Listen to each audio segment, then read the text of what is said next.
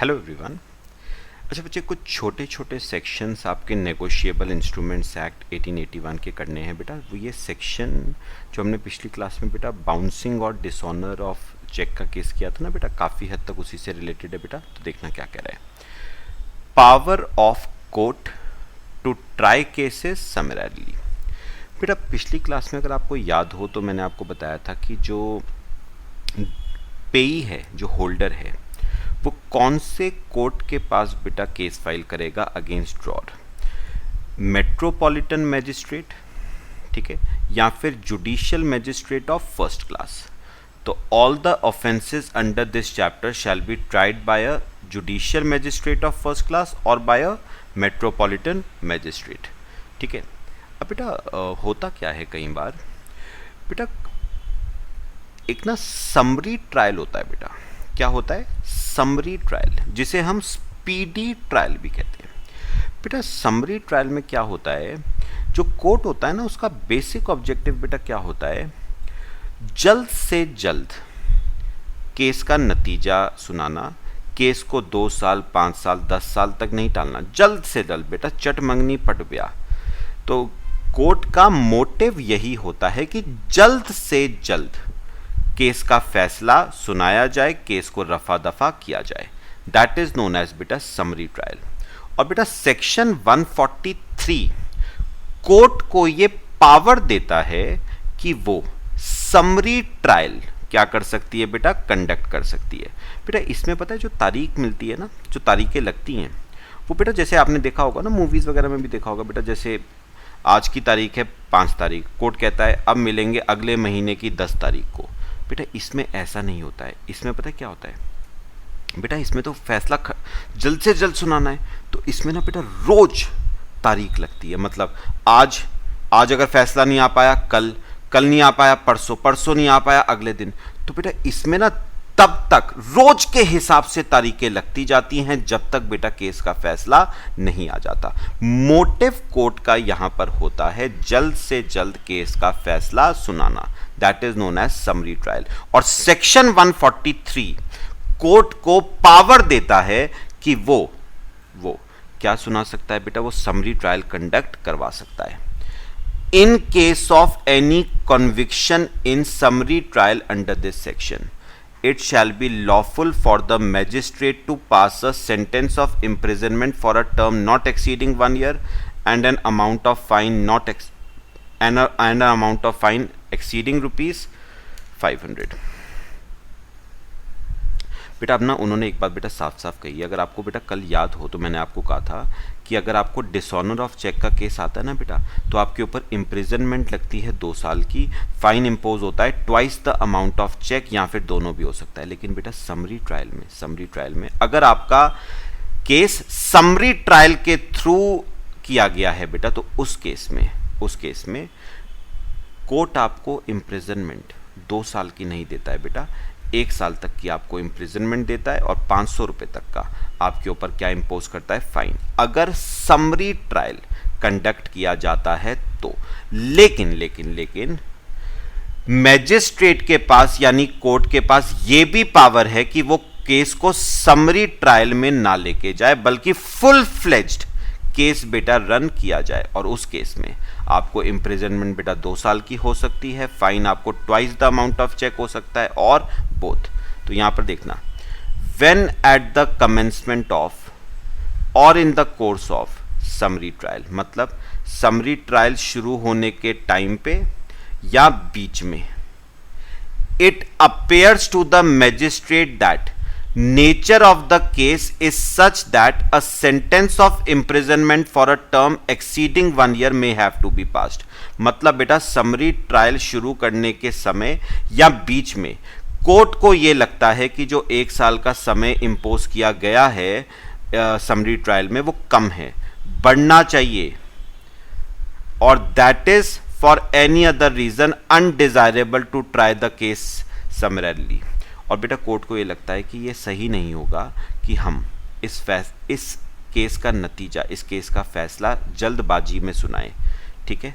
अगर कोर्ट को ये लगता है कि समरी ट्रायल कंडक्ट करना अनडिजायरेबल है, सही नहीं होगा, the magistrate shell after hearing the parties, दोनों पार्टीज को हेयर करने के बाद, कौन कौन सी दो पार्टीज है बेटा, ड्रॉर और payee, record an order to that effect and thereafter recall any witness who may have been examined and proceed to hear or hear the case in the manner provided by CRPC। बेटा ये तो खैर आपको बेटा पढ़ना नहीं है, तो बात समझ आई बेटा।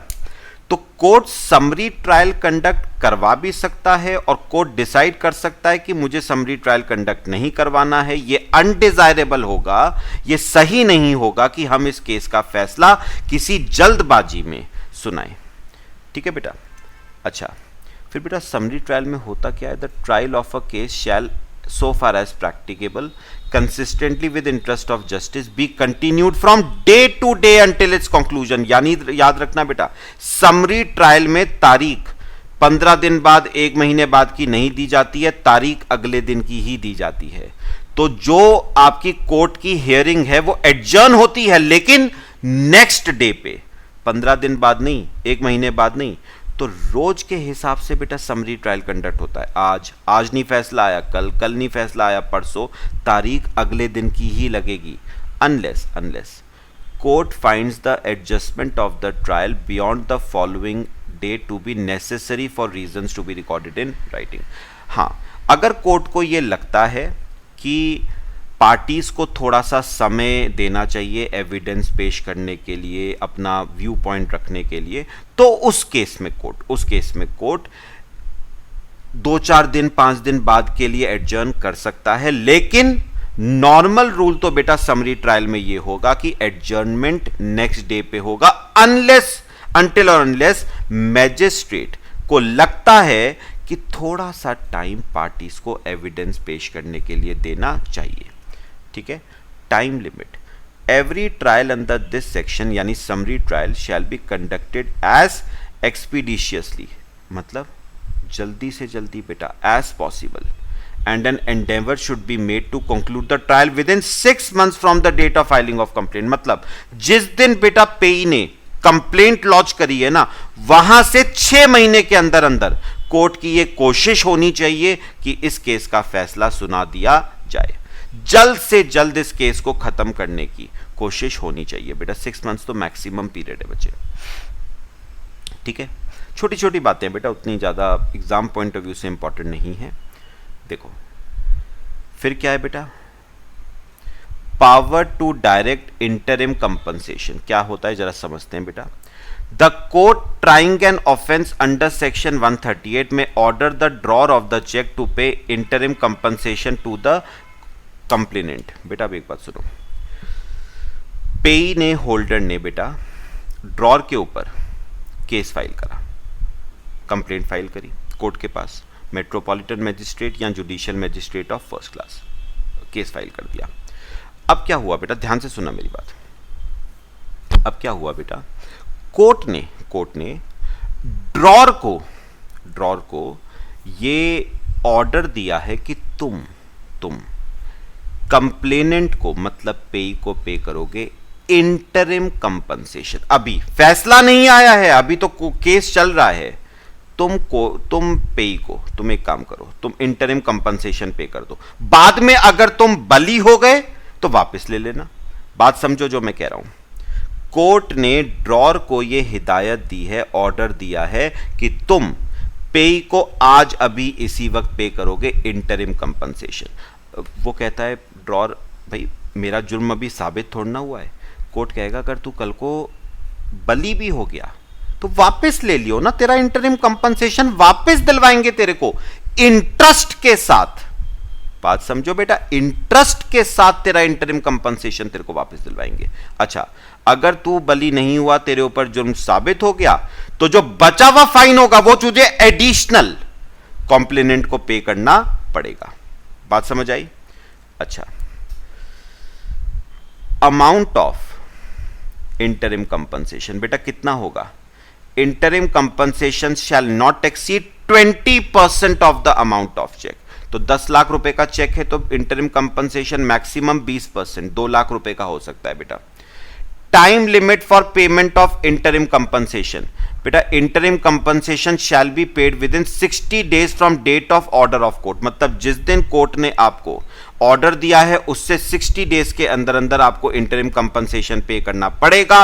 ये 60 डेज का पीरियड फर्दर 30 डेज के लिए एक्सटेंड किया जा सकता है अगर आप यानी ड्रॉर अगर प्रॉपर रीजन दे दे कि क्यों वो 60 डेज में पे नहीं कर पाएगा, तो उसे एडिशनल 30 डेज का पीरियड दिया जाएगा, यानी total 90 days. Situation where drawer is acquitted, acquitted मतलब बेटा बली होना, दो चीजें होती है ना, कॉन्विक्टेड एक्विटेड। बेटा एक्विटेड मतलब फ्री होना, बली होना, कॉन्विक्टेड मतलब जुर्म साबित होना, ठीक है। If the drawer is acquitted मतलब बली हो गया बेटा वो, the court shall direct the complainant to repay the drawer the amount of interim compensation. तो अगर ड्रॉर बली हो जाता है तो कोर्ट पेई को बेटा ये हिदायत देगा, कंप्लेनेंट को ये हिदायत देगा कि भैया तेरे को जो इंटरिम कंपनसेशन दिया गया था वो तुझे अब पेई को ड्रॉर को लौटाना पड़ेगा क्योंकि उस पर जुर्म साबित नहीं हुआ है। इंटरेस्ट के साथ देना पड़ेगा बेटा। ये इंटरेस्ट कौन सा होगा बेटा? With interest at bank rate as published by RBI prevalent at the beginning of the relevant financial year. तो बेटा जो इंटरेस्ट रेट देखा जाएगा वो कौन सा देखा जाएगा? Bank rate prescribed by RBI eight the beginning of relevant financial year, और ये पैसा आपको लौटाना पड़ेगा 60 days from the order of court, और फर्दर इसे एक्सटेंड किया जा सकता है 30 डेज से, वो भी अगर आप प्रॉपर रीजन कोर्ट को देते हो तो। बात समझ आई बेटा? Recovery of interim compensation, the interim compensation may be recovered from the drawer if as if it were a fine under section 421 of Code of Criminal Procedure 1973। तो बेटा अगर कोर्ट ने आपके ऊपर कोई फाइन वगैरह इम्पोज किया है under section 421 of CrPC, criminal law है बेटा, तो उस केस में फाइन इम्पोज किया तो उस केस में आपसे इंटरिम कंपनसेशन कोर्ट रिकवर कर सकता है अगर आपके ऊपर कोई फाइन इम्पोज किया गया है तो। अब ये देखना बेटा, सिंपल बात है, समझ के देखना। सेट ऑफ इंटरिम कंपनसेशन, सुनो मेरी बात, सिंपल बात है बेटा।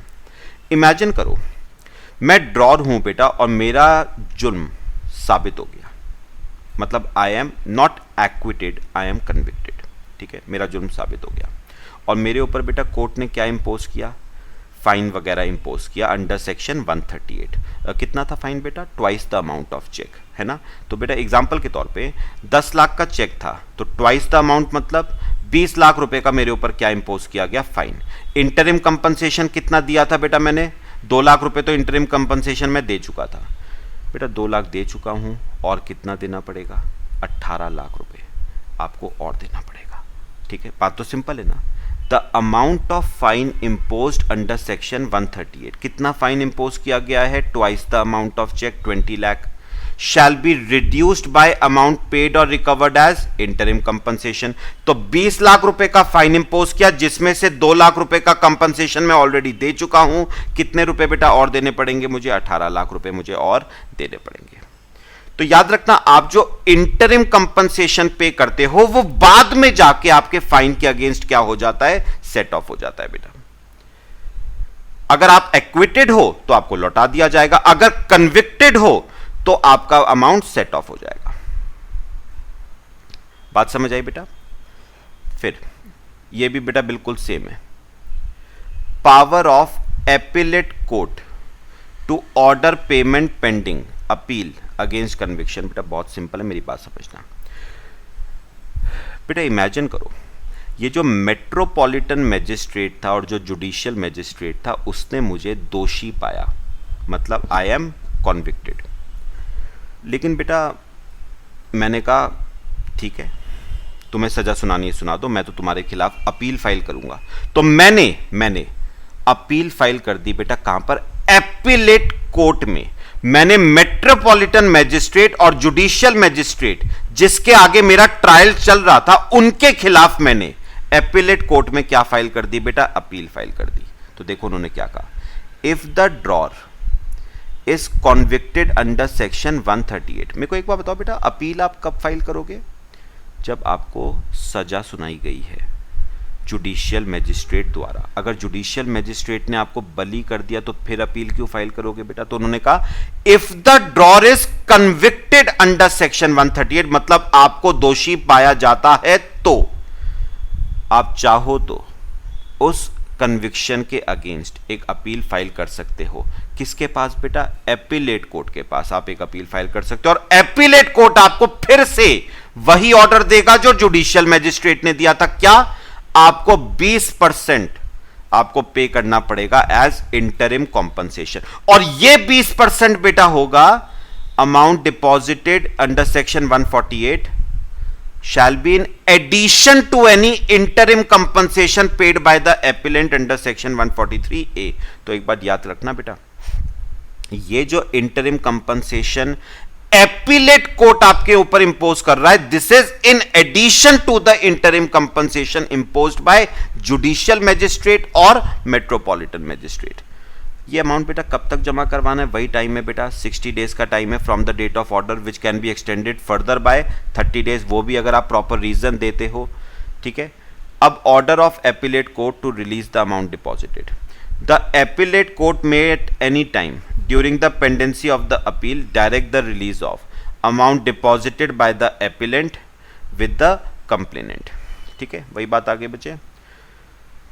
अच्छा, सिचुएशन वेयर एपीलेंट इज एक्विटेड। अब मुझे एक बात बताओ बेटा, एपीलेट कोर्ट ने बली कर दिया बेटा, ड्रॉर को बली कर दिया, छोड़ दिया, तो उस केस में बेटा क्या होगा? उस केस में एपीलेट कोर्ट कंप्लेनेंट को डायरेक्शन देगा बेटा, क्या? कि तेरे को जो इंटरिम कंपनसेशन ड्रॉर ने पे किया है ना, तुझे वो इंटरिम कंपनसेशन लौटाना पड़ेगा। अब क्यों? क्योंकि हमने उसको दोषी नहीं पाया है, हमने उसको निर्दोष पाया है। तो तेरा अब ये फर्ज बनता है कि जो तूने इंटरिम कंपनसेशन उससे लिया है वो इंटरेस्ट के साथ तू उसको लौटाए। कितने दिनों में? 60 days from the date of order, which can be extended further by 30 days. Interest कौन सा लोगे बेटा? Bank rate prescribed by RBI on first day of relevant financial year. लो बेटा, सिंपल सी 3 सेक्शंस बेटा हमने करे हैं। क्लियर हुआ बेटा सबको? ठीक है, चलो बच्चे, बाकी हम इसमें नेक्स्ट क्लास में डिस्कस करेंगे। Till then, thank you.